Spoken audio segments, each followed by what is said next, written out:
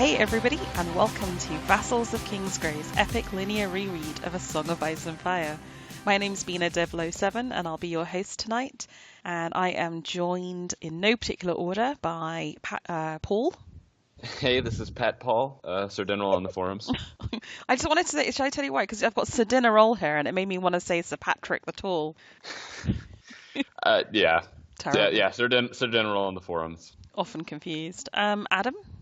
Yep, this is Adam, DrownedSnow on the forums. By Michal. Inkasrain on the forums. By Leigh. I'm Leigh, ChaoticNeutral on the forums. By Varley Varley. Varley on the forums. And we have our podcast lurker on, Amber. Shit. Oh, sorry. Hi, Amber. Amberrocks on the forums. Delete all that. That's fitting. Seamless. Exactly. Seamless. Okay, cool. The episode 64 was the big epic recap of A Storm of Swords, so I'm very much looking forward to hearing that, actually. I think Sarah Lady Weaver's going to have a tough time editing that all together. We've got Shaggy Dog on, so it's going to be replete with bonkers theories. But in episode 5, we jump back into the books, and it's A Feast for Crows, all 3 chapters, and the events take place on the 11th and 12th of February, 300 AL, into February, y'all. And so basically in episode 63 we finished off A Storm of Swords with the 4 chapters which are all about the election of Jon as Lord Commander of the Night's Watch. And now we jump forward to Brienne 2 from A Feast for Crows, which is 12 chapters forward. It takes place the next day, and at this point Brienne is only 20 years old and Pod is just 14. So I believe it's Small Paul with the chapter summary. All right. So Brienne arrives in Duskendale and is constantly asking after a girl with auburn hair and blue eyes, and no one ever seems to give her the right answer. She is headed into Duskendale specifically because she is under the assumption that if Sansa was with Dantos Hollard, he might have returned here, where his home was.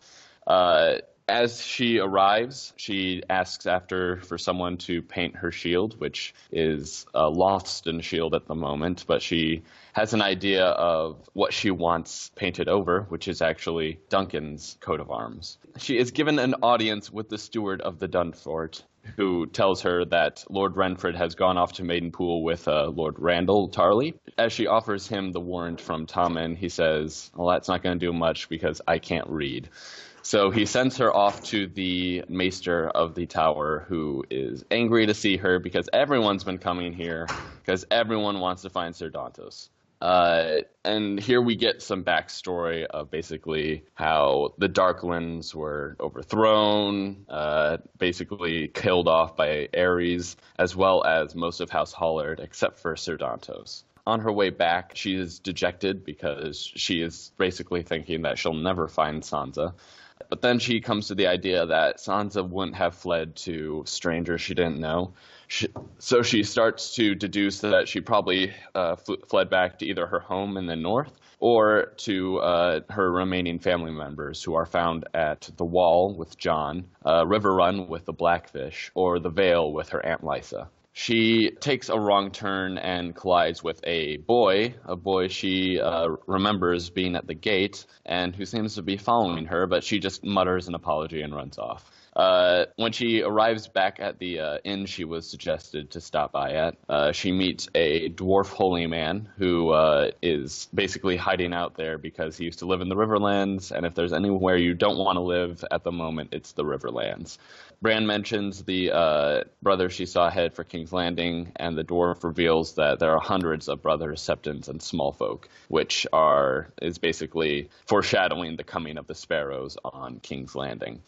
She asks if he has seen a fool, and he replies that he did in Maidenpool, and that he was trying to find passage across the narrow sea along with 2 others, which Brienne wonders if perhaps the 2 others were Sansa and Tyrion. That night she dreams of Renly's death, but towards the end his face just becomes that of Jaime. The next morning, the woman she hired to paint her shield returns, and as she leaves town she sees a common grave where the Northmen who attacked Duskendale were buried, and says a prayer for Robb and Catelyn. As she's riding along, she comes across the ruins of House Hollard, and decides to stay there for the night as it's starting to rain.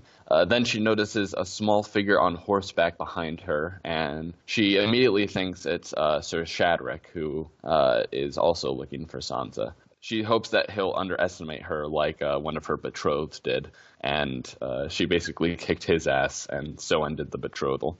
But she then sees that it is not Shadrick, but the boy who she's been seeing around, and he rides past her because he didn't see her hiding in the ruins. So she decides to ambush him and find out what he's about. She knocks him to the ground from his horse, but he manages to stutter out that he is in fact Podrick Payne, the erstwhile squire of Tyrion. Yay! She feels real sorry for him and remembers the day because he keeps stuttering and he can't really get the words out. And she remembers how she couldn't get her words out when Sir Ronick Connington came to visit her at Evenfall, and she couldn't talk either.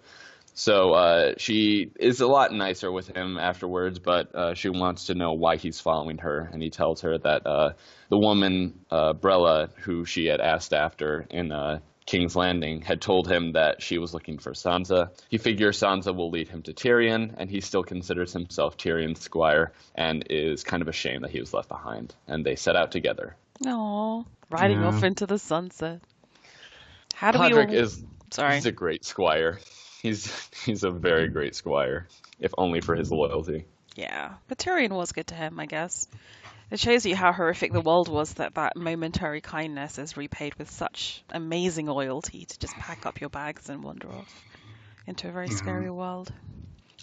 This chapter has a little bit of everything, huh? Well, it's got a lot of world building, hasn't it? We get the Defiance of Duskendale. I mean, how do you guys feel about that? Were you interested by it, especially the first time you read it, or did you see it as a distraction? And get on with the story, George. Any people here who defend those Brienne world building chapters? Well, I'm always a fan of world building and like history, so it kind of gives me like a background for the feeling of the place we're visiting, even if it's just for like a few moments. You get to understand, this town has been traded with hands. There are new lords here. I don't know. I just like anything that really helps build the narrative. That includes giving background. Oh, it makes you feel like more sympathy for Dantos because, like, doesn't he say, like, when he gives the hairnet to Sansa that it was his mother's and, like, you don't realize, like, that was, like, he's the last of them? Yeah. It actually made me think a lot of The Godfather, where, the Godfather should have been killed but was spared because the kids you see, the families trampled on, always come back as vengeful, and that's Dantos. He came back drunk. I know, but he shouldn't have, Yeah, well, he's a really sad character, I mean, overall. Yeah. Sad, but also slightly slimy over Sansa. Oh, God, when he's, like, slobbering kisses. Oh, Ever For so sure. slightly. How old is Dantos now? I always imagined him as older than he is, but Googling. yeah, I don't know. I guess he's not that much more creepy towards Sansa than like half the people Sansa seems to meet in the book, but yeah. He was born apparently between 261 and 263, so that makes him 37. Oh, okay. So I was thinking he was like early 20s, but I always thought he was like about 30. So that's Yeah, so 37 he's to actually a lot 39. older. Yeah. Yeah, like 20 years older than her.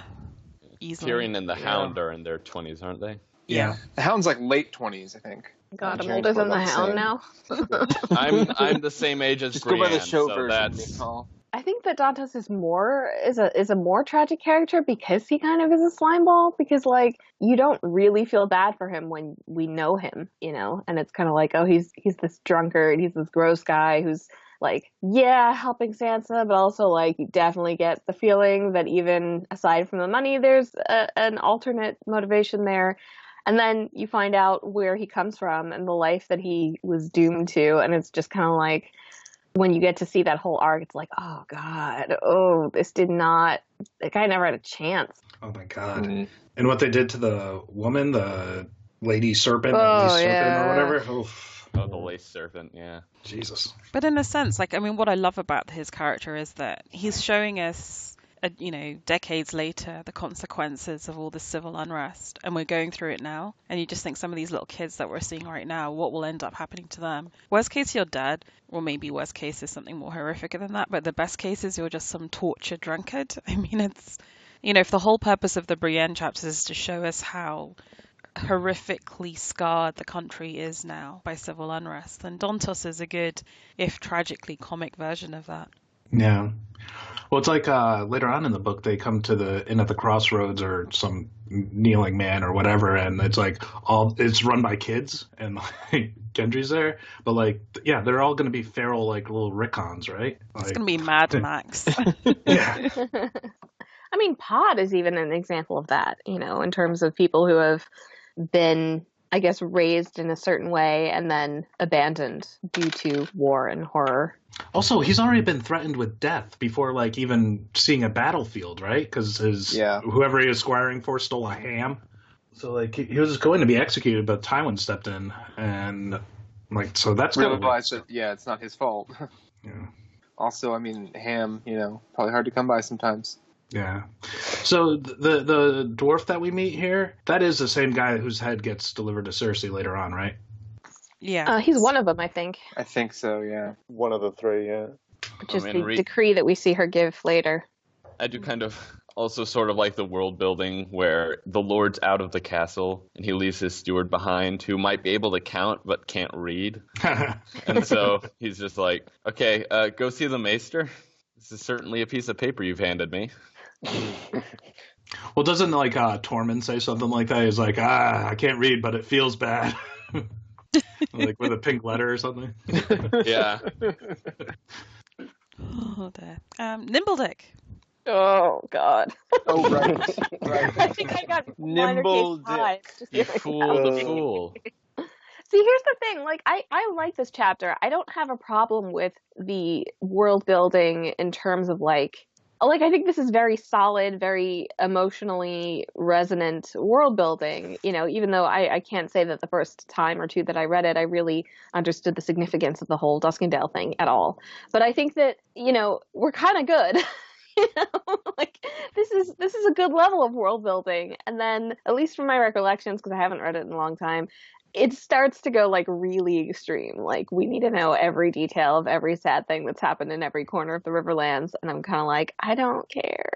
Yeah, I feel this is very world much sucks. the fork, we get it. It's the fork in the road. Like at this point, it's just about imbalance, and it starts becoming more and more off kilter until you end up in dance, just going around in circles. Yeah. Well, here it's fine, and especially because Brienne's taking the trip down memory lane, and she's like, where's the part where Jaime and I fought, and where that's where we were ambushed by the archers. Like, yeah, it paints the picture. Thanks. We did a fucking circle. Great. We're going back to places we've already seen. Like, come on.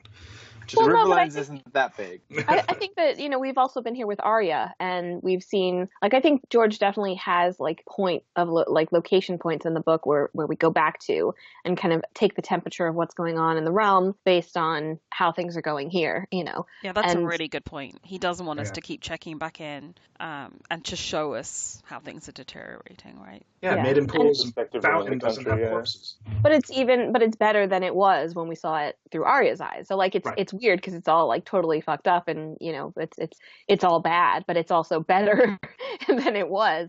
And so it's a weird kind of like assessment. And personally, I think that this kind of world building is totally like on a literary level completely defensible.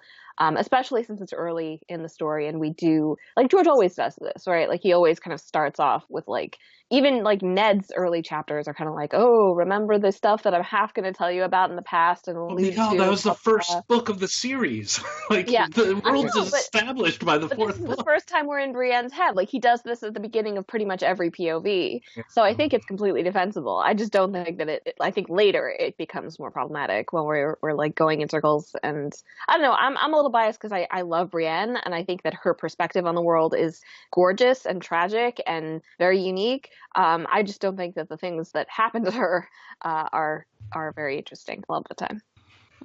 I agree. What she said. There definitely is a good balance between world building and at least keeping the plot on just for the first 2, maybe 3 chapters. But I agree too. From there on in, it really just starts to feel like kind of just really laboured through. A lot of the world building exposition and such are actually quite interesting for a lot of part, but then, as you said, it just does get bogged down considerably in just over and over explaining everything, and you're just kind of thinking, okay, now ready for a bit more plot development or whatnot. But yeah. This chapter in particular, I actually enjoyed rereading in comparison to the next couple that start to come up, but could have been worse. Yeah, and imagine like if we had this level of world building, if he did do the 5-year gap on top of like this world building on top of recollections of what happened over the past 5 years or something, or flashbacks, that would have been brutal. But would he have felt the need to fill up that much space with, like, I feel like he was he was damned either way, right? Because either he had to spend the entire book post 5-year gap explaining all the stuff that happened and that was taking up too much room, or he realized that like he's now and he's telling the stuff that actually happened and it's a lot that happened, but it's actually not enough to necessarily fill all of the space that he has and has to take up, and like the time that needs to be accounted for before people get where they need to be. So I think that is actually, I mean, I'm making this up out of nowhere, like God knows, and I don't always like doing this because a lot of the time I feel like George is like, no, I thought this was fascinating. What are you talking about? I definitely wanted to write this. This was in my head all along. But looking at it as a reader, I sort of feel like the reason why we're getting all of this is because he needs words in the space, and this is why we have so many extra POVs. This is why Brienne is a POV. This is why we have the stupid soiled knight. This is why we have Ario Hota. Like half of Dorne is a victim of this experience. Wow, I didn't mean to go quite so negative. I actually really enjoyed reading all 3 of these chapters again. But Feast has issues. Yeah, it really does, and I think it really suffers from that false separation of the 2 books, and it's a tough one. I brought it up in a podcast that probably hasn't aired yet, but I would be like so interested to see if Cersei didn't have a POV, just what kind of nutty ass news would like spread around the realm of what she's doing, like what crazy things she's done next. Like, oh, did you hear like she burned down the Tower of the Hand, or like, like make her like a Rob character where everyone's just commenting on her actions off screen. Yeah, be like, can you believe what this crazy woman did now? Like. If you're going to be doing that, the only problem would be is that you're going to have more POV chapters within King's Landing, or otherwise it does feel kind of far away, a bit far removed. So I can see what you're saying there, but I feel like that you wouldn't really be able to get any kind of true perspective from so far outside of King's Landing. And who would you want to hear from inside King's Landing? I mean, we do have Jaime. Yeah, and I don't think we need a King's Landing POV because really there's not much besides Cersei's craziness. Oh, well, we can talk about it later. Sorry. Yeah. Let's get through Dawn and then we can get into Cersei because that is a fantastic chapter. Anything more, however, before I do that on Brienne too? I did completely miss like reading this chapter after having read Dunk and Egg and like quote unquote studied Dunk and Egg as we have. It was like a million times more meaningful because when you're reading it otherwise it's like I don't give a fuck what skills you're using. Like use a bat, use a sunset, like I don't care. But now it's like, oh my goodness, wow, Dunk, wow. Yeah. That is awesome. You're right. Definitely. Any other Brienne comments? Just real quick, I want a short story about the Mad Danelle Lothston who sent out bats to pick up children for her stew. I want that. That was so great. Such a great scaring the children story. Oh, happy day. The only time she shows up is in Dunk and Egg, isn't it? And only for like one line. Oh, really? Yeah. Yeah, she's a part of Blood Raven's army that marches on White Walls for the mystery tourney. Shut up! I don't remember that. She's described as wearing like black armor as she's writing. Oh, that's badass.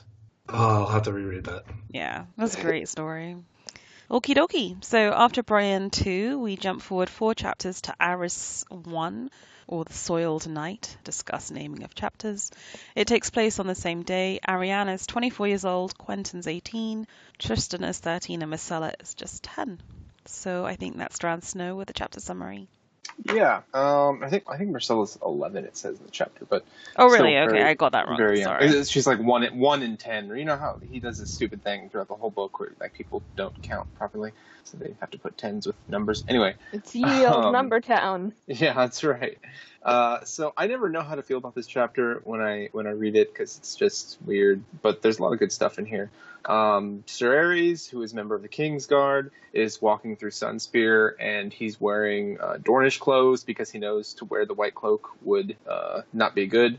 I think they killed a merchant from King's Landing. Since the whole Death of the Red Viper thing, Dorne is not particularly happy with people from the north. So he's left Myrcella with some guards, but he's shirking his duty. Prince Doran has said that he doesn't think it's safe in the castle, so they're going to end up going to the Water Gardens at some point, just because so many people coming out of the castle, and he can't protect someone in his own castle, apparently, which I don't really believe. But anyway, then we move on to him with Princess Arianne, and he has a really uncomfortable sex scene, as usual, with George. And he spends a lot of time remarking how he's, betrayed his vows, and there's a lot of guilt surrounding sex in these books. So, there's that. And he's clearly just being played by Arianne for her own selfish means. So we get, later on, I think this is the first drop we get of Kristen Cole. And there's a lot of people mentioned in this chapter and in this kind of area that come up later in the World Book. And then Princess and the Queen. I'm like, oh, hey, yeah, there they are, which is great. But yeah, she tries to say that, look, it's okay that you're sleeping with me and doing what I want. Like there's a lot of history of people in the Kingsguard kind of not really fulfilling the vows, but it's cool. Like they're still noble and stuff. And then eventually that doesn't really seem to be working with him. So she mentions that, Joffrey and Robert kind of suck and the Lannisters kind of suck. And mostly she just uses sex as a weapon to try to get him to do what she wants and crown Myrcella, which she sort of promises to at the end. She also brings up that her younger brother Quentin, who is nowhere to be found in this, but is supposed to be, he's staying with Lord Ironwood, but she reveals that he's gone across the Narrow Sea posing as a merchant, which he thinks is kind of confusing. We learn that the Golden Company has broken its contract for the first time, and that's a little confusing, at least when you're first reading this. Like, there's a lot of stuff that comes in this chapter that we really don't find out for a long time. So, but there's mentions of Blackfires and whatnot, and it ends with him basically promising Arianne to do whatever she wants, because he's not a very strong man and not a particularly good Kingsguard, and kind of sucks. He just kind of sucks at life. So riven with guilt. He reminded me a lot of the guys my God. I knew when I was at college, and there were at Oxford. There were a couple of guys who were like really hardcore Catholics, and they were just Arys, like getting up to stuff and feeling hugely guilty about it. Some of them doing stuff like whipping themselves to punish themselves for this feeling of guilt. See, Are you sure it was punishment? That's what I was thinking. That's what I was thinking, is like he's the type of guy that would go like smash his head into a wall afterwards and be like Dobby style. Why did I do that? Yeah, I was about to say that's what I'm thinking. Well. I'm reading the second. But Harry it's Potter incredibly book, like even some of the sentences he uses to describe him are just so straight from what they would say. And I did wonder, because I know George is a lapsed Catholic, whether he had any friends who were still sort of fairly orthodox and were therefore riven with these sort of senses of guilt. But as much as I almost want to laugh at him, it's so credible to me because I know people who felt like that. So kudos for him for getting it down. But yeah, it's I find this so tragic, and especially knowing how it ends, it's really, people deal with their own desires in their own way, but and whatever, but the fact it bothers me way less that Arys, whatever his name is, feels so riven with guilt than that Arianne takes such blatant advantage of that. If he were another Kingsguard who was like, I feel a little guilty about sleeping with you because I'm not technically supposed to, but whatever, that would be one thing. But Arianne is he's vulnerable in a very strange and paradoxical way, and that really, really makes me not like Arianne. I mean, I don't like her anyway. I don't know. She's just toying with him, and she's like a sort of a version of Cersei. She's using sex to get what she wants, which I don't know if that's bad or good, but it is what it is.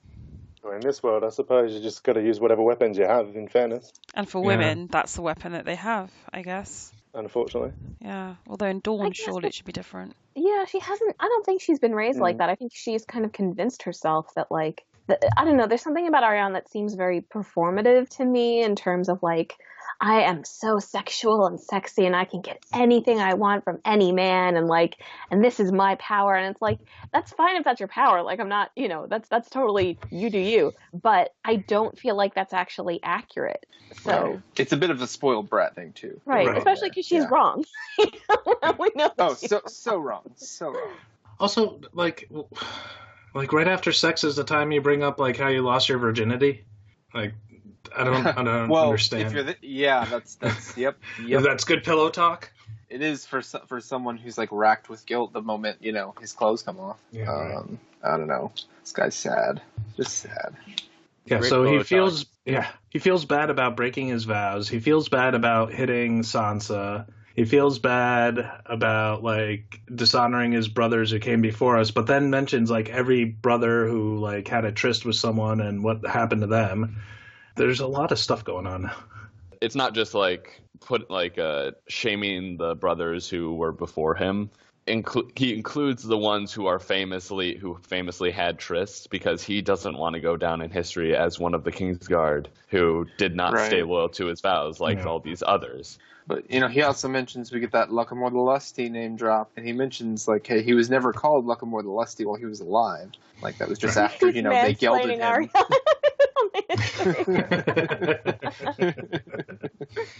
I love the other point where he was like, actually, I think your interpretation of that historical fact is wrong, but I'm not going to talk to you when you're like this. So. Maybe if he visited like the whorehouses in King's Landing a little bit, he would be less susceptible to this sort of thing. I mean, personally, like as the king, I would like require the Kingsguard like go like I don't know, get some tension out once in a while so that they're not susceptible to enemy spies like this. Or just relax the flipping celibacy rule. Yeah, how is that interfering with defending the king? It never works out, right? Like look at like any like historical or fictional order where it's like you are not allowed to drink or be have sex or love or anything, and it always ends up to people doing that stuff in secret and probably like doing horrible things. Absolutely, and I feel this is basically George's criticism of that. This is his anti-celibacy. Everyone did it. At the same time, you can kind of tell where it comes from because it's a bit like the Night's Watch. Like, what is duty compared to a woman's kiss or a child's like hug or whatever? It's because it's the way they think. Yeah. Yeah, it's because like if the city is getting sacked, is the Kingsguard gonna run and grab his family and get out, or get the king and get the king out? Yeah, well, but, I mean, I understand saying like don't have a family for these guys because like you're committing to a life of serving the king. But to say like, you have bunk beds with your brothers and you never have alone time and you can never know the touch of a woman, like that's just not gonna help. Or at the very least, use eunuchs. I mean, I feel like the whole thing was like, right. I feel like the whole thing was probably to do with like staying away from the queen or like the king's many wives when they first instituted this. Oh yeah. But that doesn't mean you have to stay away from everyone. Gotta stay away from the king's mistress too. That guy got it real bad. Oh, boy. His whole family got it bad. Yeah, Toynes. So, Michal, do you have more sympathy for Arianne when you get the backstory that she apparently read that half-finished letter to her brother saying that one day he'll rule? I mean, yes. Like, yes, I understand where she's coming from. It's just that, like, Arianne's plottings are so ill-advised and have such horrifying consequences that it's hard for me to have a lot of sympathy for her. Like I don't know. I feel bad because like I'm like I should be like, yeah, you do you. I understand you, girlfriend. But like a lot of people suffer really, really badly for her ignorance and her inability to research. You could say the same of Doran, couldn't you? Yeah, the Martells in general. Close to the chest. Yeah, this is a family that does not conspire well. Yeah. Why does no, she they're feel not she as smart can't as go they to think him? they are by any what I stretch of mean? the imagination. Like she legitimately thinks that she'd be in danger going to him and confronting him with this, so she has to plot behind his back. But like nothing has really indicated that in like their family history. But at the same time, Doran's whole plot like is based on her marriage. Shouldn't that be information that he could be like, hey, listen, this is what we're thinking? Yeah, definitely. Like, he just plays it too close to the chest that allows for it's like, oh, he's obviously doing nothing. I have to act, and then she does something stupid. Absolutely. But I'm also not convinced at how much of her like I'm so scared of my daddy is like that's not true. Is real and how much is her like needing to get Arys into that. Like, she's very manipulative. Yeah, but I think it comes. She's like the trust fund baby that's like, my parents are horrible, and tells all of her friends all the things they do, and then like they go over and visit and they're super nice and give her everything she wants, and they're like, what is she saying? 100%. She could be a character in Gossip Girl. Yeah. But do you think that Doran was serious XOXO. about favouring Quentyn, or is she like Melisandre? Has she gotten half of the information and run with it and come to the wrong conclusion? Or is I thought it was explained that Quentyn would have Dorne and Arianne because Arianne would be queen. Right. Yeah. So it is. She's getting the right info. Which is like it's a complicated thing, right? Because I mean I haven't read it in a long time, but I think Doran's reasoning for not telling her is like, you would have told everyone, like you are not a good actress, right. You would have spilled the beans, and like I don't know if that's true. And maybe if you take your daughter into your confidence and are like, listen, we're all gonna die if you tell anyone about this, but here's what's actually going on, and I do respect you as my heir, and blah blah blah. I have greater things in mind for you. I don't know, But I mean, so from day one, obviously he can't tell her. But when he sees the Lannisters are fighting the Starks or fighting Stannis, like there can be no retribution for like all of a sudden now like being like whisperings of bringing Targaryen back over or something like that, right? Like once Robert's dead, like and everyone's just kind of engulfed in each other. Like, isn't that safe time to be like, okay, listen, because of all this turmoil and everything, this is the plan. That seems like it, but it's not like he came up with this plan once the chaos started. I mean, this is something that it's allegedly like he's had for decades. Couple of decades. And so it's by habit he keeps this secret, and he can't write it down, doesn't want anyone to know. He's kept it that long. It might just be sort of I haven't told her yet. I haven't really told other than the people that absolutely need to know, and also, he just maintains. I'm not sure it still is the plan, right? Because Viserys is dead, and she's not marrying Dany. So I think that the pieces got switched. So yeah. I don't think that Doran is playing by those rules anymore. I think at this point in time, he actually does think that Arianne is going to be his heir, and hasn't switched the plan without telling her, and she doesn't know that because he doesn't even know that she knew about the first plan in the first place. So It's all a tremendous mess, and her suspicion about Quentyn, ironically, is her like guarantee, if the plan had gone to plan, that she was going to be the ruler of Dorne. And it's a mess. It's a mess, and the problem is, I mean, I don't know. I'm not even casting a judgment, but the fact is that we are thrown into this, and we're given like mirror glimpses of what's really going on, and it's really frustrating to read like the first 2 times, and then like once you kind of get a sense of it and the overall picture, it starts to be more palatable. But I skipped most of this stuff the first time I read Feast. I was not into it. I was like, I don't get what's going on. I don't care about any of these characters. You're barely giving me their names, and give me more Sansa. Is anyone here a real Dawn fan? Anyone here like a big into Dawn? I wasn't, and then the show absolutely killed it. So like, I don't really care. I mean, I think there's a lot of cool things about Dorne, but yeah, I will say the show has it's made it a little tired. Okay. The whole plot of in the books is, I don't know, it's kind of an interesting aside, but I think more of like the contrast of Dorne itself and how different the people are in the Seven Kingdoms was more of what I found interesting.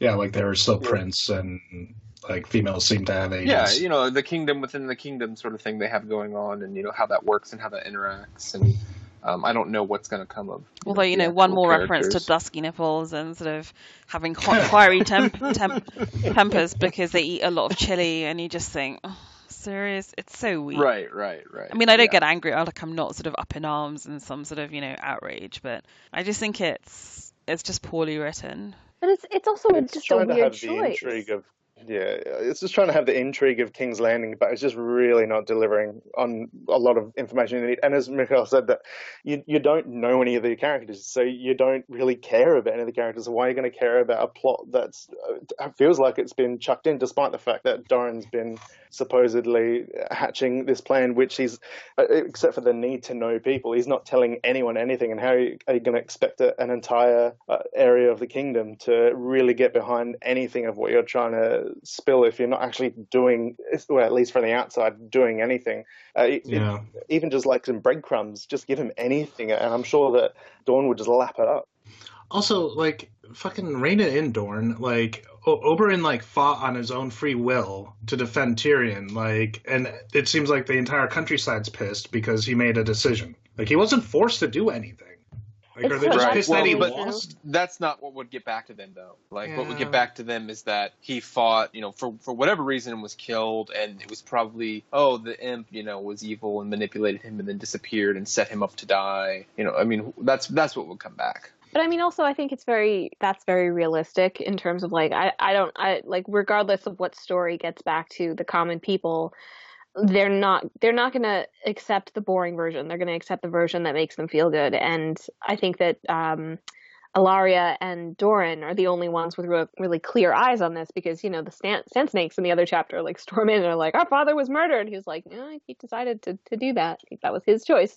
Fight to the death, totally knew what he was getting into. And I think, it's very realistic to think that the Dornish do not care. And I mean, the small folk throughout Westeros, they pick the story that they want to hear. I mean, I think we have an echo of that when the guy's like, the lace serpent, right? Oh, it was all her fault. And like, she had her lady parts torn out and her tongue torn out, and she was burned alive. And the small folk will still tell you that, she was treated too gently. And so I definitely think that, like, I think it's easy for us to go along with that idea, like, this Dornish spirit, and the Dornish are like, they love their nobles and they're not going to take it and whatever. But I think at the end of the day, while that is a factor, a lot of it is just they're a populace that's kept somewhat in ignorance, and so they're boiling down the stories to the parts that can motivate them most effectively. Yeah, but I mean, if that's the case, why aren't they respecting Doran at all? Like, if they're so prideful of their leaders and whatever, like, Oberyn wasn't, in government, he wasn't the leader. He was just a figurehead. Like, I don't know. I mean, I think him not being in government might actually have been to his advantage. Yeah, it worked out real well for him. I mean, in terms of the way people saw him. So I didn't realize that Tower of the Hand had this, because Bina asked me to be on this just recently, and I said yes because I like talking with you people. But they rank these chapters. Oh yeah, give them scores. Which I always this found to be rather 43 out of 46 chapters. Sorry, what was that? It's ranked 43 out of the 46 chapters in the book. I'm assuming that's because of the sex. It's like scene, user though. votes or whatever. Yeah. But I do find those rankings quite fatuous. Like, let's give each chapter. I mean, chapters, sometimes there isn't a kick-ass chapter like a Red Wedding, but most of the time chapters make sense in relation to each other. I find that very strange. Yeah, no, I think that's a sign of a fandom that has not had new material in a while. When you start to rank things exactly like that. The top 10 chapters from A Storm of Swords in my new video. Yeah. I mean, listen, top 10 chapters, if you want to like do that from the series, that makes a little more sense to me. But ranking every single one is kind of ridiculous. I do think though that, like, just to touch a little bit on the whole, like, the naming of these chapters, which is another thing that you get to Feast, and it kind of completely throws you off. Like, absolutely. At least, like, I can handle it more, even though I think it's maybe on a technical level a bad decision to give us Ario Hota for one chapter and then give us Arys Oakheart for one chapter and then switch to Arianne, and like, I don't like these one-off POVs, but I prefer the one-off POVs being given these weird esoteric names to, like, Asha being given these weird esoteric names, or Theon being given these names, because that to me is like, no, you're a regular character, we know who you are, and then, like, you keep coming back in a different guise, and it's supposed to, like, communicate something, but it's really just like, no, don't. Right. We can. Nice. Sorry, Adam just posted in chat that the Brienne 2 was 46 out of 46. Hey, I give you guys nothing but the best. What's the Cersei chapter? It's 14 out of 46. I mean, and again, so this is probably just its user rating. So it's like most of these chapters, people don't even probably go give it a rating. And then, a few people will go, oh, I love this chapter, and they'll go in and give it a rating. The more popular chapters would have more votes, I would think. Okay. Shall we move on to the Cersei chapter, or do people have other stuff to say about Arys, poor boy? I was just going to bring up one more thing with how we kind of see the Reach versus Dorne issue, because he's not only feeling guilty that he's sleeping with someone because he's a Kingsguard, but also that it's a Dornish woman, and he comes from like a long line of a family that's all about killing Dornish people, That's fighting crazy. them, and yeah. Like, doesn't everyone from a noble house come from a long line of, and that's why, like, marriages were made, because there were those, like, old enmities that, like, resurface. But I think it's weak sauce. I agree. Yeah, he's a sad boy. I imagine him, like, if he lived longer, like, eventually she'd just, like, put a mask on him and, like, lead him around the leash or something. Like, I don't know. Yeah. It's like, yeah. She'd bake him a cake with, like, was it worth it written on it. Oh. Oh, no. Well, she keeps on changing the goalposts, right? Like, because she's like, well, we're definitely not getting married. Like, obviously, I'm the Princess of Dorne, and you're a Kingsguard. That's not happening. And then at the end of the chapter, she's like, and we'll get married. And, like, it's just so funny to me Whatever it takes. Whatever it takes. like exactly whatever goad is needed in that moment, she is, like, ready to provide it. It's yeah. Yeah, you could be Kingsguard for Marcella. She'll rewrite the rules so we could get married. And then it's like, what just happened? Any thoughts on Marcella, people? Just 11, already pretty cunning, strength of character. She learned Cyvasse to hang out with Tristan, and they're becoming good It's like friends. Catherine Zeta-Jones learning golf to get Michael Douglas. I don't think she needed to do anything to get him. Oh, she did. She said that on a TV interview. So what do you think is the end game for Marcella? Do you think she'll ever sit on a throne, the throne, thrones? I think she's actually dead. I think she's going to die. Yeah, I mean, I don't.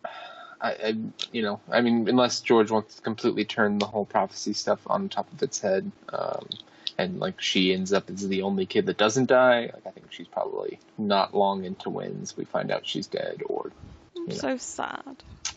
Yeah. Okay. Any last things on that chapter, or shall we skip on to Cersei? Yeah, let's go on. Let's go on to what To was the it, the good 17th, chapter. the 16th, the 17th best chapter in this book?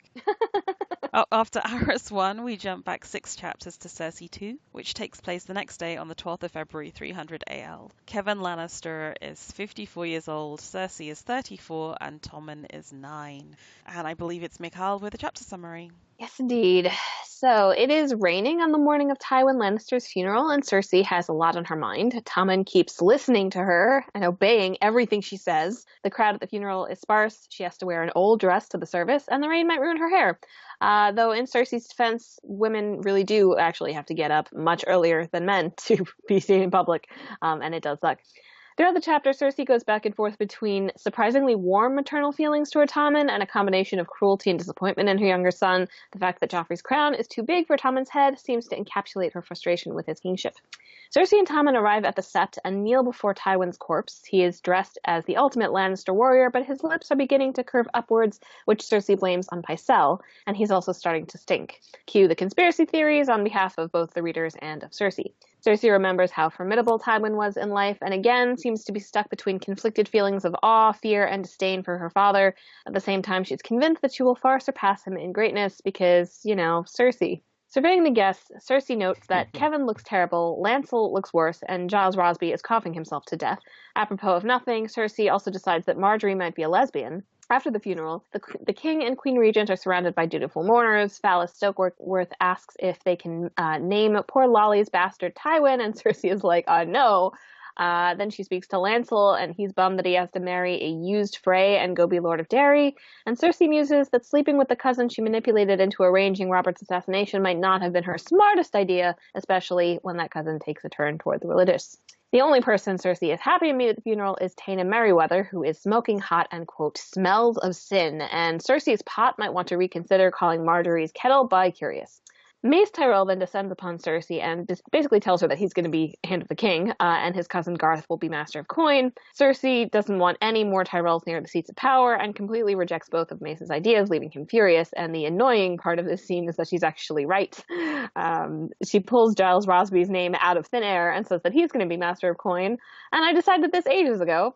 Lady Olenna steps in before Mace can do anything objectively stupid, dropping a few stingers along the way. Cersei cannot wait for her to die. Cersei goes back to the Red Keep with Giles Rosby and gives him his new job, effective yesterday. She imagines that she will replace him with Littlefinger when he dies of TB or whatever, and says that her uncle Kevin will be made Hand of the King. Back at the Red Keep, Qyburn comes to see Cersei about a couple of pressing issues. An ancient Tyrell coin was found beneath the chamber pot of the Gowler missing from the Black Cells, an obviously planted clue that she swallows like it came out of Jaime. Cersei starts to think that Mace Tyrell is in league with Tyrion because, okay. Qyburn also confirms that Gregor Clegane is dying by extremely painful inches thanks to the Viper's poison and possible sorcery. Cersei orders the Mountain killed because the screaming is like a bummer, but Qyburn asks if he can study him down in the dungeons. Cersei is fine with this idea and equally comfortable with the fact that Qyburn was stripped of his maester's chain because he started cutting open living people, but like, no big deal. That's fine. It's all good. Finally, Cersei has dinner with Kevin and offers him the job of Hand. Kevin is like 10,000% done with all of this and tells Cersei to her face that she's being an idiot. He'll only take the job on the condition that she makes him regent as well as Hand of the King, and goes back to Casterly Rock. Oh, and also she's a terrible mother. Enraged, Cersei tosses her wine in Kevin's face, and he reminds her that he is not as powerless as she'd like to think. He tells her that she should either make Mathis Rowan or Randall Tarley Hand, and given that they are both Tyrell men, Cersei assumes that Kevin is a traitor, like pretty much everyone else she has seen that day. You would abandon your king when he needs you most, she tells Kevin. You would abandon Tommen. And then Kevin delivers the line that makes us all love him, even though he's complicit in the murder of thousands and does not deserve that love, but that's a conversation for another time. Tommen has his mother, he replies. I and his father too, I think. Sorry, that was like a 10,000 year long recap. No, but like so much happens in this chapter. It's all kicking off. Particularly like, Cersei just throwing her toys up the pram. And then Sir Kevin, my God, who knew he was such a player? That was just brilliant. Like, Just big brutal. slap. Yeah. But even like, you get classic Queen of Thorns put downs. I mean, there's a lot going on. Maybe we should do it bit by bit, I guess, maybe, like discussing. Or Michal, do you have points you want to raise kind of straight off the bat? I think it's really interesting how Cersei's point of view is like 180 degrees away from the point at most of the time. But then sometimes she loops back around in her completely misguided reasoning and she's right. And that is something that I think is a fascinating choice by George to have her, because she's right about the Tyrells. She is absolutely right. They are absolutely trying to ingratiate themselves, get their people on the throne, wiggle their way in. The fact that Marjorie, it was actually very stupid of her, who tells Tommen, oh yeah, we can go to Highgarden, which is apparently this toy that they dangle in front of all the people that they want to manipulate, all the young kids. It's like, we can take you away to Highgarden once we get married. And Sansa, once we can take you away to Highgarden and then you'll get married. It's really interesting to me that is her reality, that she is so wrong that she's right at certain points. Yeah, everything seems to come in waves. She's throwing shade at everyone in her head, and then somehow Tywin gets mixed up with that. And just a second earlier, she was praising what a powerful person he was and how she'll be more powerful. And then it's I don't know, it's just very erratic. It's always just funny hearing her thinking all the time, yes, that's exactly what father would do, and that is nothing to what Tywin would do. Everything that she does, or at least she thinks that she does, it's completely off the mark. It's really funny, actually. I'm sitting here podcasting bed next to me as a book I'm reading, which is a compilation of essays by incredibly high-ranking academics and practicing psychiatrists in America. People who are sort of professors at Johns Hopkins and Yale and Harvard, all about Trump. And their diagnosis of him, or one of the diagnoses, is that he's extreme present. So he focuses completely on the present. So when Atali comes up and says, you know, I want to be Hand of the King and I want to be Master of Coin and I want to do X, Y, Z, she immediately reacts by saying, oh, but I already did X. Totally not regarding the consequences and the fact that she's dependent on them. But she lives in the extreme present, so she's incredibly on the surface, and if her ego is pricked, and if she feels you're not showing appropriate deference, you know, the policy is made utterly with disregard for the future, but to completely dominate in the present. And it's so funny, like reading this on the back of reading those essays on Trump, because it's, you know, I'll cut this out of the podcast because I don't want to come off as political. It's so bloody similar. That's interesting. Like if you had I mean, we have a POV of Trump, don't we? Because it's his Twitter, but it's the same, isn't it? It's the same. It's the kind of, you know, you insult me, I immediately insult back. And she has no sense of diplomacy or consequences. It's like the sort of thing where if she's wronged someone, you know, an hour ago or yesterday, and it's like, well, no, we're past that, right? I'm here now. Right. Which is the very same thing he does. But like, why do you care what I did before? You know, if the accusation of Trump is that he's a child, she's the same. It's like, you know, at one point she's acting like Sansa at the age of 7 would. Oh, I don't want to repeat that dress again. And black doesn't suit me. And it's very kind of very bitchy and very vengeful as kids are, you know, like, and it's very extreme. It's like, you know, oh, well, I'll have to get rid of you and I'll have to get rid of you and I'll see you dead, Queen of Thorns. There's no like 0 to 100. It's just, I love you, I love you, I hate you, I hate you. It's like being in kindergarten. It really is. Yeah. And at points it's like stereotypically female, like about getting ready and like, it's takes so long for a woman to get ready, right? And then it's like she goes into like thoughts of what, you know, what she said, like these moves where it's like, oh no, I already named what's his name, the Hand of the King. I named him a week ago. I named him before like Tywin was even dead. That's how good I am. Yeah. No, she's bonkers. I mean, like, and the problem is, the problem is dangerous people when, you know, when they get there, like when it's completely offset by any empathy, you know, like all of Cersei's empathy is expressed in relation to herself, you know, so like even her love for Tommen, which I believe is genuine, right, is a manifestation of how she feels about him. And like, you know, I mean, Lancel is the way he is because of her. It is 100% her fault. And she has no, like, she doesn't think about that. She doesn't, like, consider that as a factor. She doesn't even think about it and go, like, haha, well, I really got him. Like nothing. No empathy whatsoever. But we really get that once we get her POV, because up until now, don't you think, like, didn't you, I think it was in the first book, like, Varys says, like, I truly believe, like, she loves her children. Like, that's her one weakness is her children. And, like, that's kind of like I don't know. I guess that's kind of like the. But let's discuss this. How does she love her children? And once again, I will cut this out. How is this not similar to how Trump loves his children, as reflections of herself, as extensions of power? Because actually, when you see her POV and how she thinks of Tommen, he doesn't love all his children. Let's think of Tommen. I mean, like, she's very concerned that he isn't Joffrey, and she might love him, but it's kind of like, you know, evidently she had strong preferences, and I believe being a loving mother is about suppressing any preferential treatment you might want to share between your kids. Yeah, I think she might confuse empathy with, like, weakness or something. She's like, well, Joffrey would never have done that. It's like, well, Joffrey was a fucking monster. Yeah. I mean, she basically reminds me a lot of when you hear descriptions of Donald Trump's father, who basically had this zero-sum game attitude to life where you're either a winner or a loser. And to show weakness is to be a loser, or to increase your chances of being a loser. So that's kind of the way Cersei has raised Joffrey, is the same as, you know, Trump Sr. has raised Donald Trump. And I think it creates people who are incredibly childlike, incredibly brittle, and fundamentally infantilized, but violent. There's this kind of, you know, kids have this kind of violence under the surface, right? Because they haven't learned. So Tommen's going to be the Fred Trump and just drink himself to death?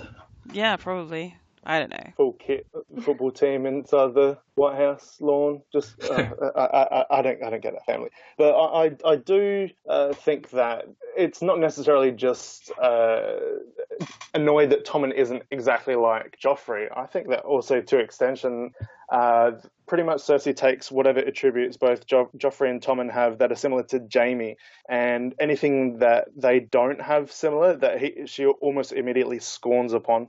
I feel like that she constantly sees Jaime in the children, and maybe that just I don't know what to think particularly of that, but that's what I genuinely feel. And with Jaime, she's always looking to see herself in him. So right, Yeah. But also, I mean, she's very against, like, I mean, Tommen, by all accounts, by his actions, seemed to want to be pretty martial, like, and she just mothers him too much, like, oh no, you can't do that, you can't learn how to joust by, like they haven't even named a new master of arms. Like, how long ago was the riots at King's Landing? Huh? Silence. Well, that I don't know. With that on the timeline. Yeah.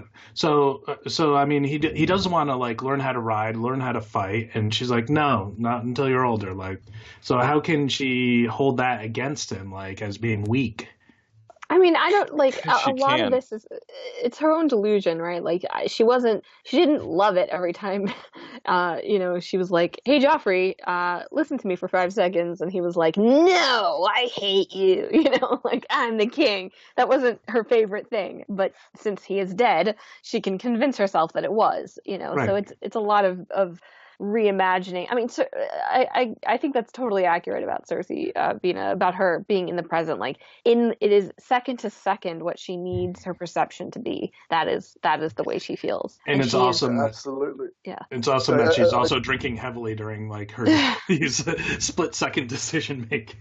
And as in the Worse previous and worse. analogy, the problem is she has no self-awareness about her flaws. So it's this catastrophic combination of being an extreme present person, being hypermanic when she isn't drunk and asleep, and then thinking she is smarter than she is. And that's why the Sir Kevin Lannister put down is so brilliant, because he's the only one to puncture that balloon. Well, that's why I think, like, the walk of shame is so pivotal, because she has nothing to hide behind. Like, you'll notice, like, her boobs are sagging, she has stretch marks, like, all these, like, imperfections that are able to hide behind, like, her Lannister name right now, and the fact that she's going to be Queen Regent and blah blah blah. Like, when the truth hits her, it really, like, brings her down low. But doesn't she almost immediately shrug that off, though? Like, once she gets there and she sees her undead champion, she's like, okay, time to get to work again. No, I don't think so. I think I mean, it has an effect on her, but I think the show kind of implied that more than the books do, because, like, in the epilogue for Dance, she seems very still cowed, right? Oh yeah, I mean, she seems. I mean, I don't know. That epilogue is very weird, also, because we want, like, Kevin, to a certain extent, is also prone to this, and I'm pretty sure also wants to have gotten one over on Cersei. So as much as he hears that she's, like, scrubbing herself 5 times a day or whatever, and is wearing a wimple and whatever, I don't know that we can necessarily take all that as, like, as a total fact. I mean, the walk of shame has a lot of psychological consequences. I don't think she's smart enough to play possum like that, though. Not a bad point. And it'll be another one to agree as well with what you were saying, Bina, that it is completely out of sight, out of mind, with the exception of the Tyrells, that only whenever someone just appears in front of her or even says something or spoken through other people, that all of a sudden it's just immediately, no, hate them, have to get them killed or anything like that. It's I'd hate to do a psychoanalysis of her, to be honest. Oh, I'm sure there's probably, like, a Flight of Crows or whatever, the essays that Superfans write. Michal, didn't you write an essay? No, I don't like writing essays.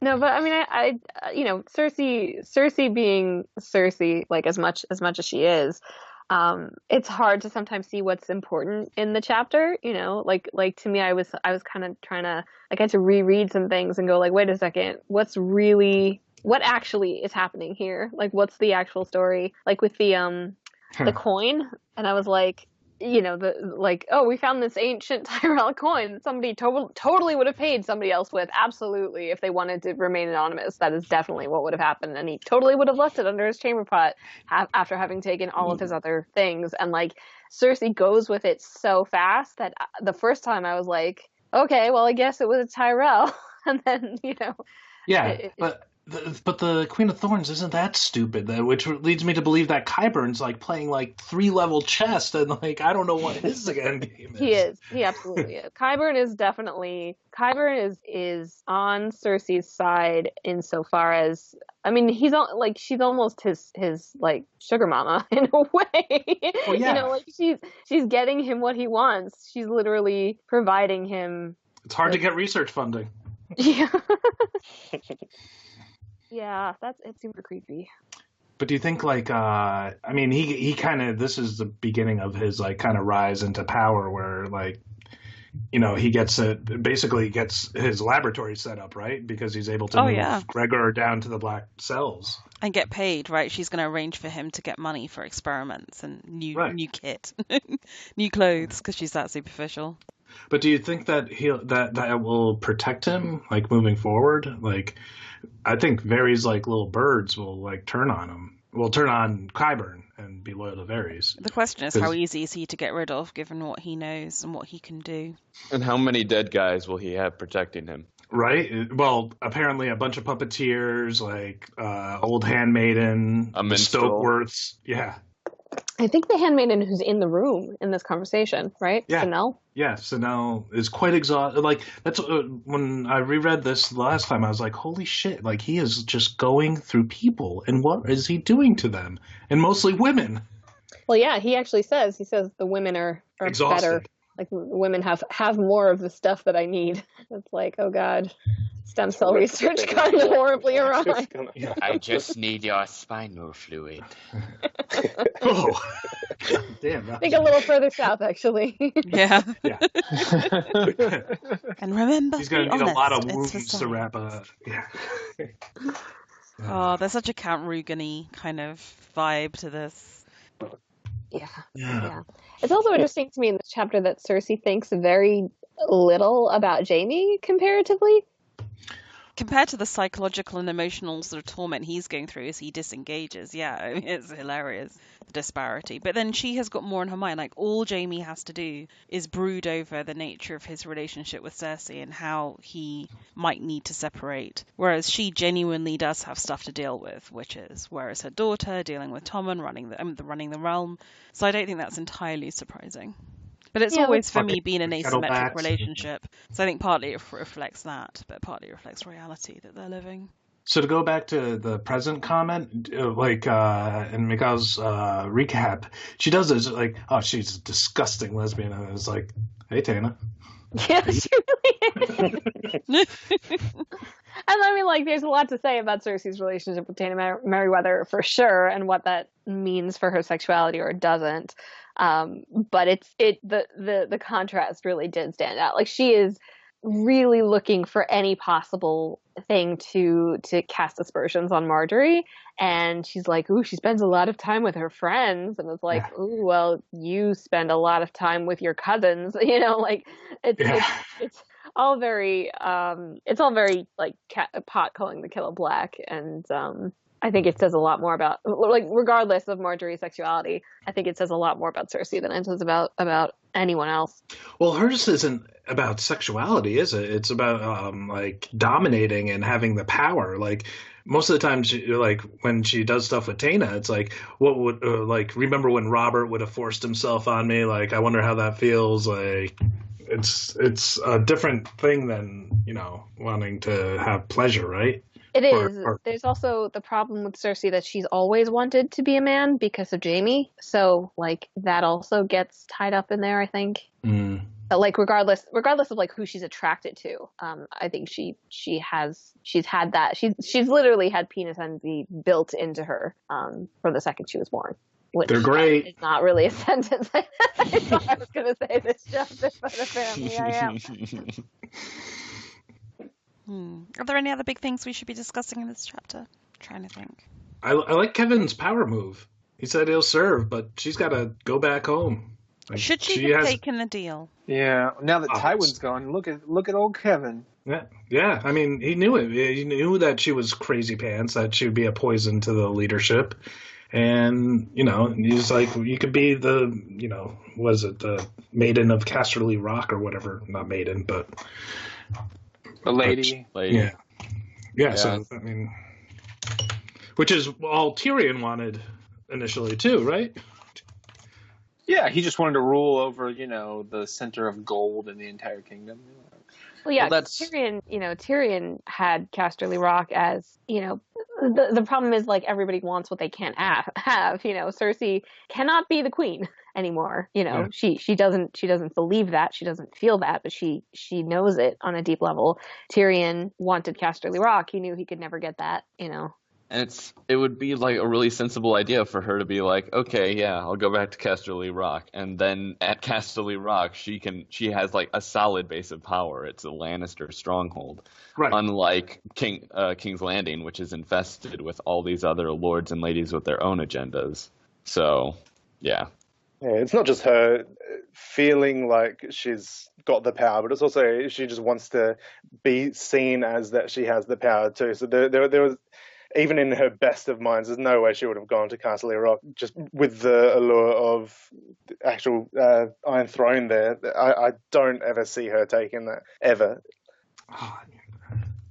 Yeah, I mean, I guess so, but I mean, isn't that like you said, like there are no competing. She would be the Lannister of Casterly Rock. Like everyone do her bidding. Like she could fuck up Casterly Rock as much as she wanted to, so she's gonna fuck up everything else.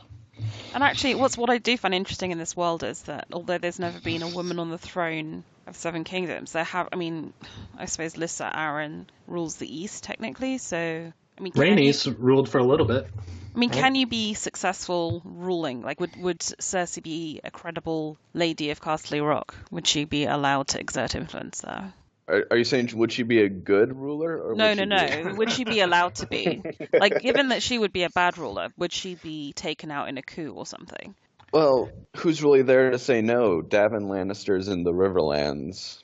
And he's supposed to be the Castellan of Casterly Rock, so who's doing that now? Yeah, he's Warden of the West, too. Yeah. He's also, like, my favorite Lannister, I think. He's got the big bushy beard. Beardy Lannister. Yeah. I see him as like Braveheart's friend, basically. Yeah, no, I think people are much more willing to like let the regions kind of fail or succeed as they will, like they don't really care. That doesn't really matter. The only people who are really going to suffer are the small folk, and nobody gives a shit. It's when you're talking about the relationships of those areas and the people in power, then did anyone bat an eye when the Rains and the Tarbecks like got decimated?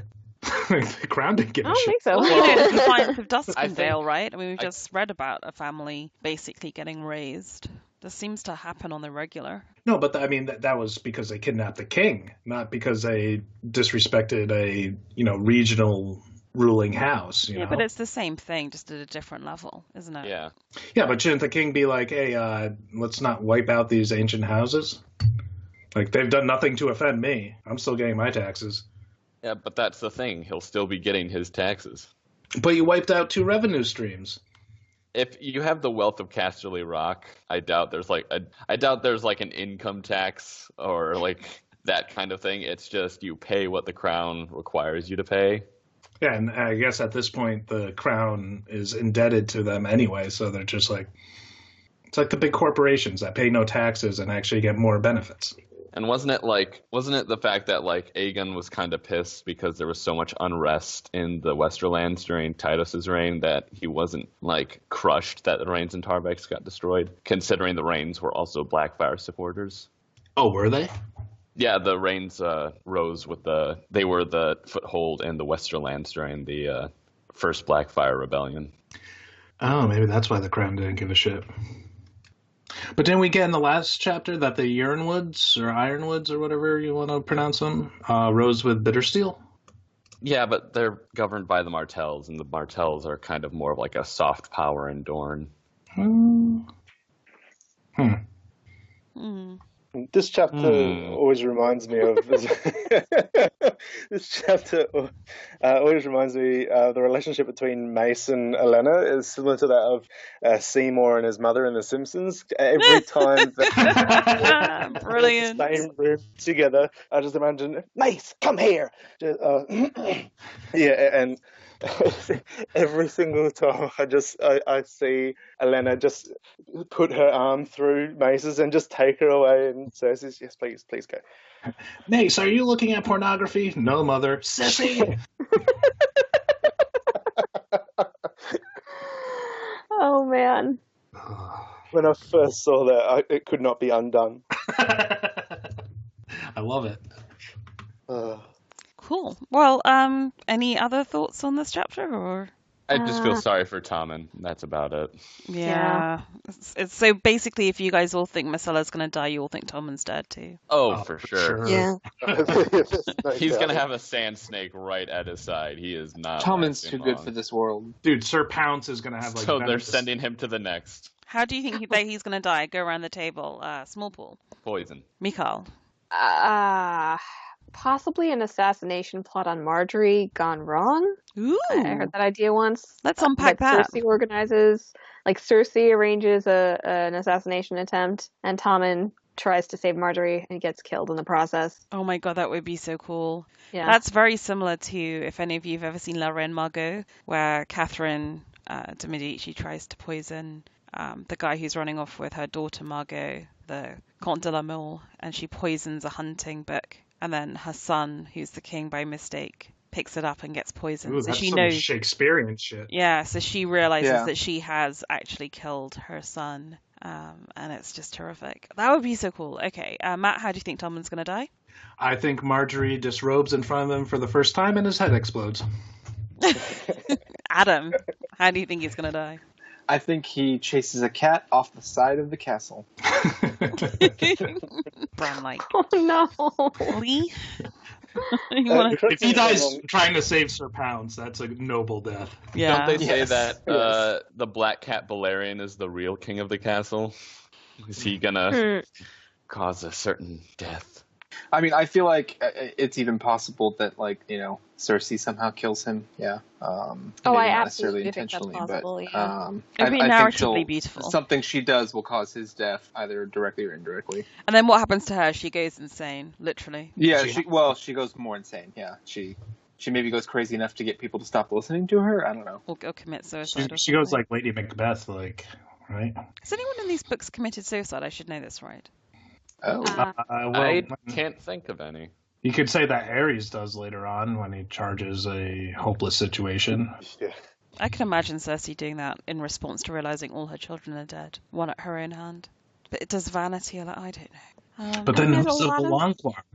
If she Well, does I it mean, herself. I guess a Shara Dane possibly. Oh yeah. Anyone else? Oh, yeah, she jumped out. I mean, there are people in the history who it's like, oh, she threw herself from the tower, but Oh yeah, but, one of the Targaryen princesses during the Right. Dance of Dragons. yeah, the mother of the kid who gets his head cut off.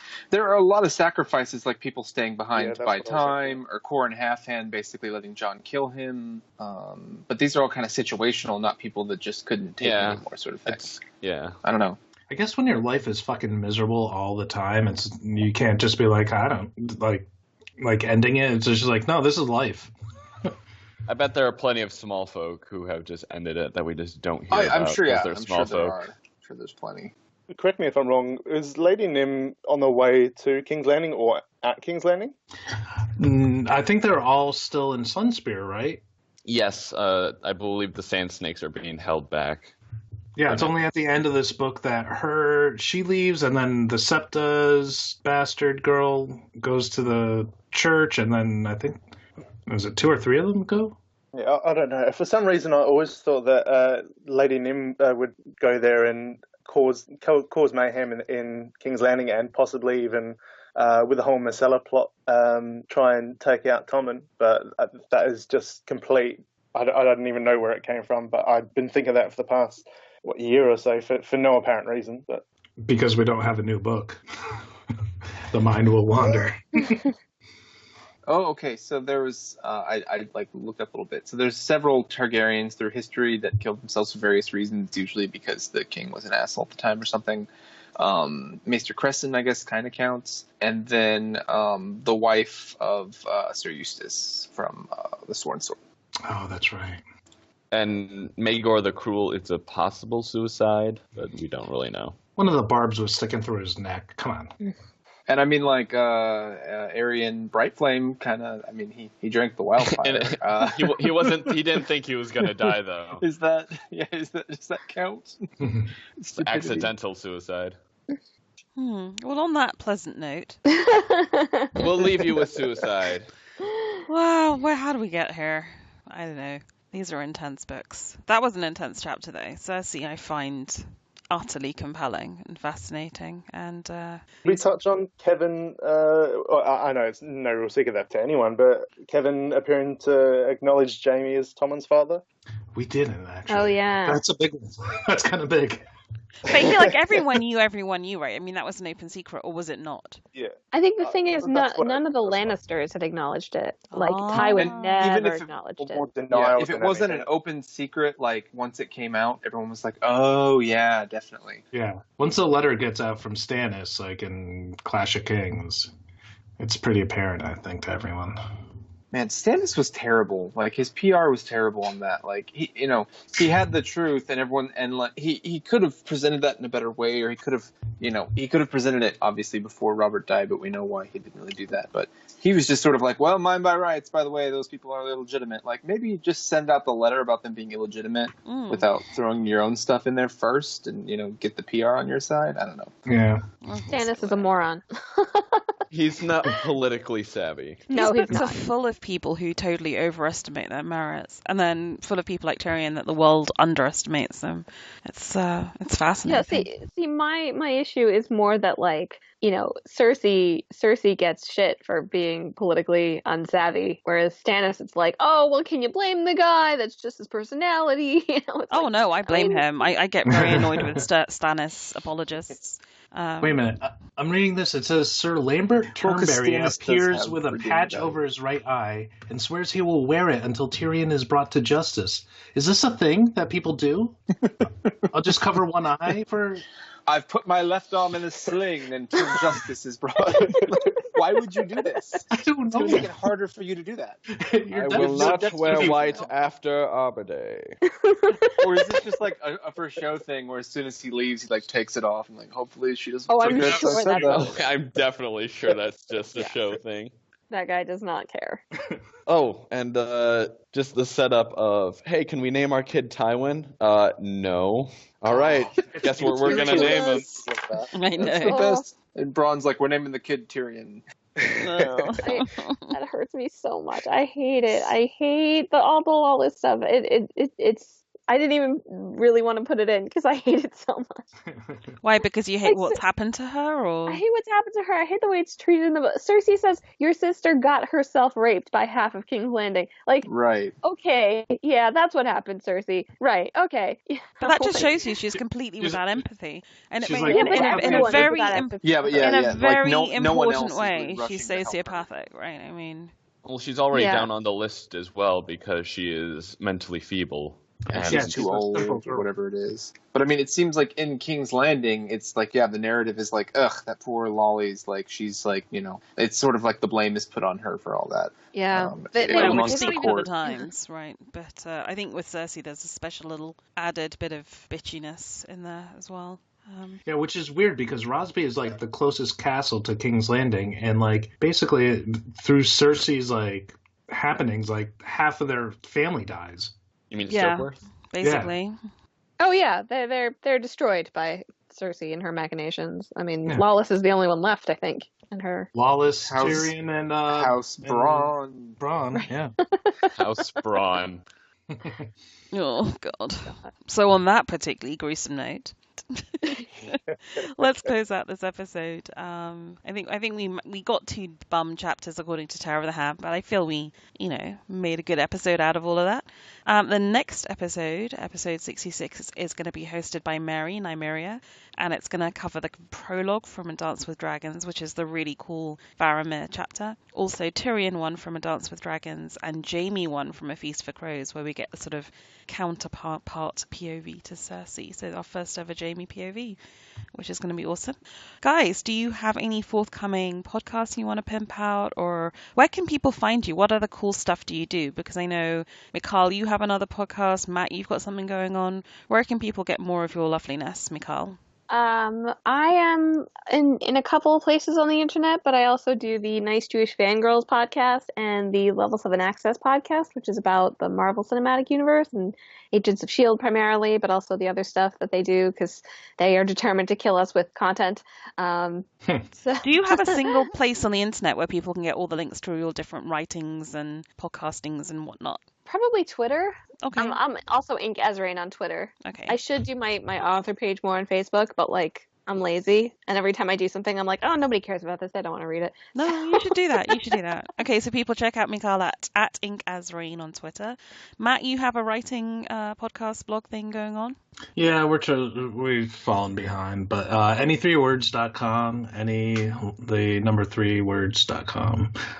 Basically, it's just for people who want to be creative. Me and a lawyer friend of mine, we're both creatively crushed at our jobs, and Any 3 Words is just a writing prompt that changes monthly, and we're going to try to expand on a podcast, but we just have to build up a good group of contributors to the website. So go to that if you want to, and I'll do a plug for my friends' Wine and Crime podcast, which is killing it. They were mentioned in Entertainment Weekly and the New York Times. It's 3 girls talking true crime while drinking wine. Nice. Leigh, any forthcoming podcasts, anywhere else we can find you? Anything you want to talk about? Got Instagram. Yeah. That's about to the extent of what I'm on the internet. I know. It does feel like a bit like we're kind of like failing relative to these two, right? And how about you, Adam? Any forthcoming podcasts you're setting up? Yeah, you can check out my MySpace, and you can see my playlist from 2005. It's great. And it'll give you a headache if it still exists somewhere. On the third eye blind. I don't think anything I have, it's probably going to come out. And Small Paul. We need more Tolkien trivia, man. That was hilarious. You should get on that. Yeah, I'll see about doing that with Greg and some of the others. But other than that... some of the others. I'm right here, Paul. Who are you? I asked Greg who Mandos was on Skype the other day, and he was like, get out. My name's Bina007. You can find me here. I also do movie reviews at Bina007.com that you can get in podcast format and on YouTube if you should so desire. But they're usually timed to coincide with UK release dates, so maybe not as helpful for US people. But there's lots of art house stuff on there if you're so inclined. Cool. Thank you all so much for joining. This has been fun, despite the horrific chapters I gave you. Worst chapter of Feast for Crows. At least it's out of the way now. I still think Nimbledick is worse. Excellent. Okay. Have a great weekend, everyone, and hope to speak to you all soon. Bye. Bye. See you. Thank you, guys.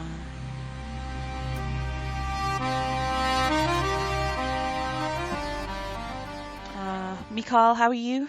I am okay. I'm getting all plugged in and... I was just listening to you on the Serial podcast. It was so good. And it was so funny because it was something I was so into back in the day and forgot about. And then you guys were so articulate. It was like, I'm into it again now. Season 3 is supposed to be happening. I don't know, when, but... I was a bit kind of sort of nonplussed by season 2. But, I mean, obviously I will see into season 3. I don't know. I really liked season 2. I felt like I actually learned stuff that I didn't know about my own country. Yeah, definitely. I liked season 1, how it was something that I kind of was completely unfamiliar with. And season 2, it was like I learned a lot and it was very interesting, but I don't know, maybe it's not hipstery enough for me. I think maybe also it was always going to be hard to live up to season 1 because it was such a smash success and, unexpected. Did you guys ever VOC about season 2? No, we were gonna. I don't know what happened to it, or I You think guys people should were a do little that. more. Yeah. It was a good crew But, as I mean, well. it's been like 2 years since I listened to it, but I don't remember. It was just nice to hear people like Mordian I haven't heard for ages, and yeah, it was a really nice crew. It kind of gelled very well. So that was awesome.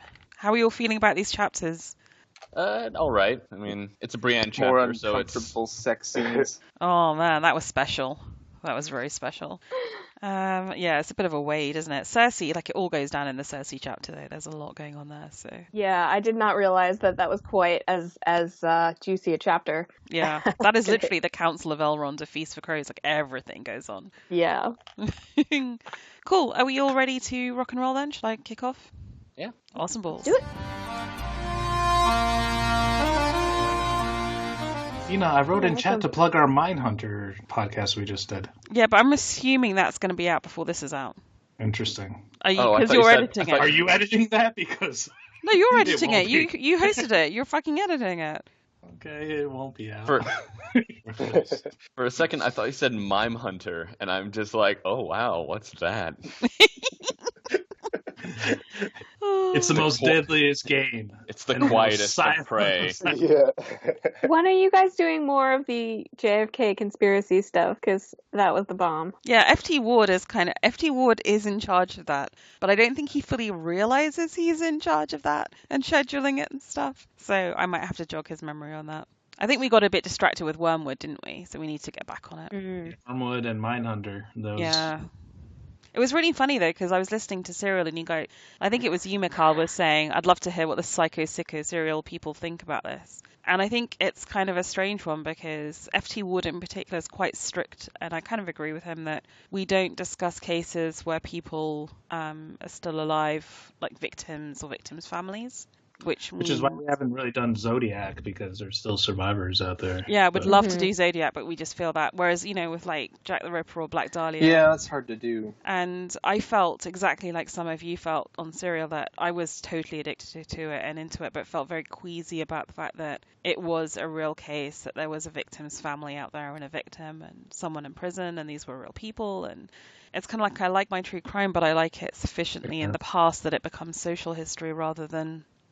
Yeah, I don't know. and I think It's a it's tricky different with us too. I think if you're selling advertising space with families that are still alive, that makes it even more Right. problematic. Like, whereas I think that's It where we depends can.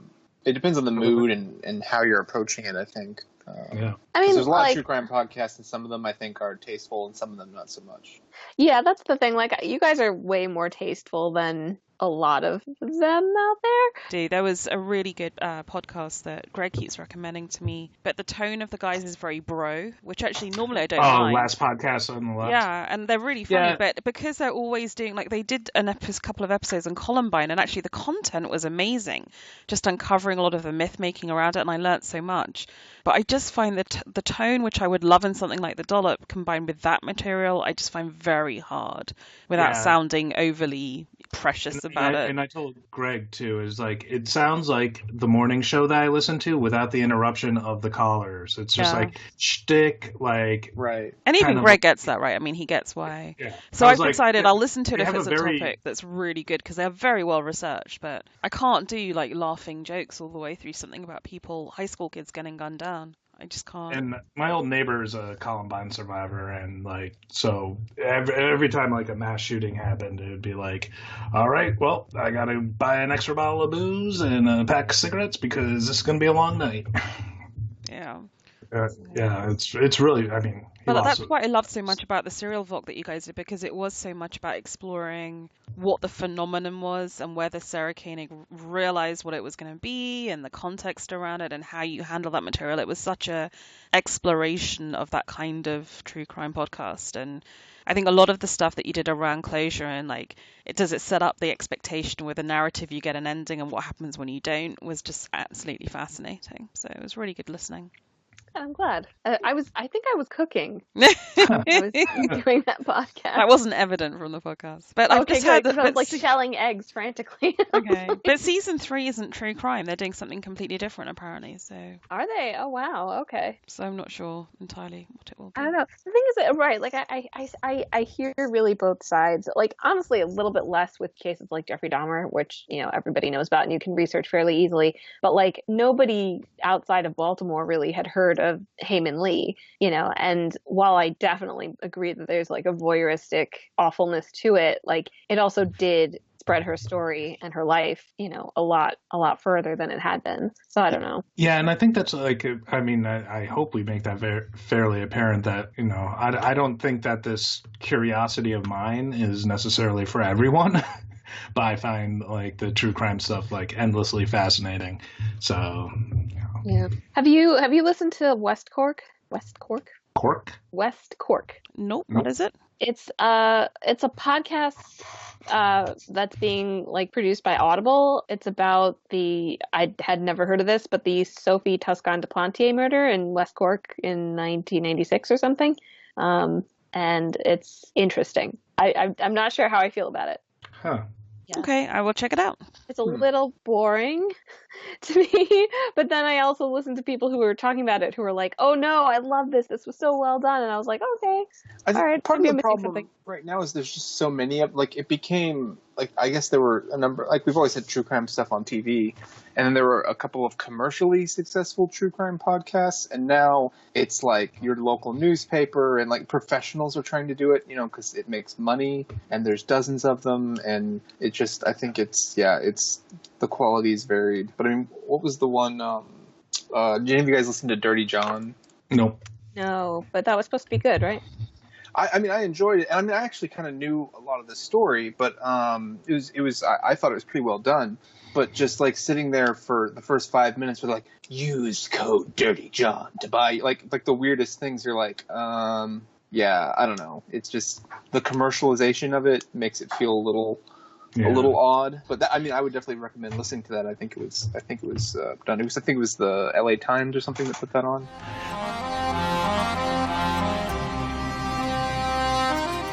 So who would you all recommend if people wanted another good analysis podcast? Who are the people that you guys like to listen to? I think our liege lords. I mean, apart from us and Podcast Spice and Fire, like who else would you recommend to peeps? Go to History of Westeros and use code VOK. Brilliant. I mean, I would actually say like go back to the character episodes of History of Westeros and Radio Westeros. Radio Westeros is really well produced. Oh my god, they really do a lot. It's pretty great. Yeah, and their advertising is extremely minimal. Actually, I think they mentioned there's Patreon like in the beginning and the end, and that's it. And so they do fake ads for like Westeros ads, so it'll be like Baratheon steel, like some is brittle, some is copper. Like, Frey wedding planners was one, I think. Yeah, no, they're very good. I agree. Yeah, Perfect. I mean Jeff, what's his name? Brendan Beefish has started a chapter by chapter reread with Quentin. Bite in our style. It is kind of in our style, but it's just the two of them, and Jeff has extremely strong opinions on everything. So, I don't know. I've heard it's good. I haven't actually started listening yet, though. Cool. Well, I think it's nice that we can shout out some of our, I guess not colleagues is the wrong word. Wait a second, Bino. We're the only A Song of Ice and Fire podcast. We're What are you talking the longest about? running spin-off of the longest running podcast. I don't even say that anymore in the intros. I think it's just like I don't. We're the longest running fan podcast of a fan podcast. Exactly. We are the longest running, and I don't know, maybe only like semi crowdsourced, variety show type setup. Like I don't know. I don't think, see anyone else doing that. Exactly, and maybe for good reason.